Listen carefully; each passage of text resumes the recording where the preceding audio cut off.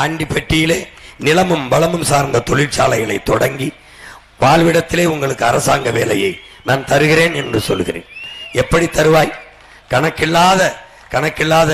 கணக்கில்லாத பண்ணை நிலங்களை உருவாக்கி அங்கே வாழை வளர்த்து வாழை தொழிற்சாலை, கரும்பு பண்ணையிலே கரும்பு தொழிற்சாலை, தென்னையிலே தென்னை தொழிற்சாலை, நாட்டுக்கோழி வளர்ப்பேன், மாடு வளர்ப்பேன், ஆடு வளர்ப்பேன்.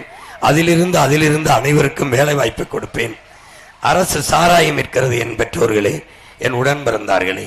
டாஸ்மாக் கடையில் ஆண்டு வருமானம் 50,000 கோடி, பாலின் வருமானம் 3 லட்சம் கோடி. நான் டாஸ்மார்க்கை மூடிவிட்டு பால் பொருளாதாரத்திற்கு பால் வளத்திற்கு வந்து விடுகிறேன். இதில் 3 லட்சம் கோடி எனக்கு இருக்கிறது. சாராயம் என் மக்களின் உயிரை எடுக்கும், பால் என் மக்களுக்கு உயிரை கொடுக்கும். இந்த பொருளாதாரத்திற்கு நான் வருகிறேன் என்கிறேன். அந்த பால் மாட்டு பண்ணைகளை என் மண்ணிலேயே ஆண்டு பெட்டியிலே வைப்பேன். விளைச்சலுக்கு பயன்படுகிற நிலங்களை எடுக்க மாட்டேன். வறண்ட நிலங்களை எதுவுமே வராது, புல்லுதான் வரும், கரடுதான் என்றால் அந்த காட்டை எடுத்து அதிலே பண்ணைகளை உருவாக்கி என் மக்களுக்கு வாழ்விடத்திலேயே அரசு வேலையை கொடுப்பேன் என்கிறேன்.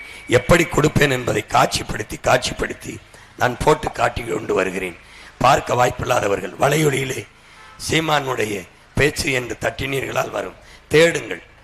நான் என் தத்துவத்தை தாளில் வைத்தேன், நீங்க படிக்கவில்லை. என் கனவை காகிதத்தில் வைத்தேன், படிக்கவில்லை. இப்போது காட்சிப்படுத்தி உங்கள் கண் முன்னால் விரித்து வைத்துக் கொண்டு வருகிறேன். இன்று இரவு கூட நான் செங்கிப்பட்டியில் பேசுவேன், நான் திண்டுக்கல்லில் பேசுவேன். போட்டு காட்டுகிறேன். உங்கள் மகன் உங்களுக்காகத்தான்.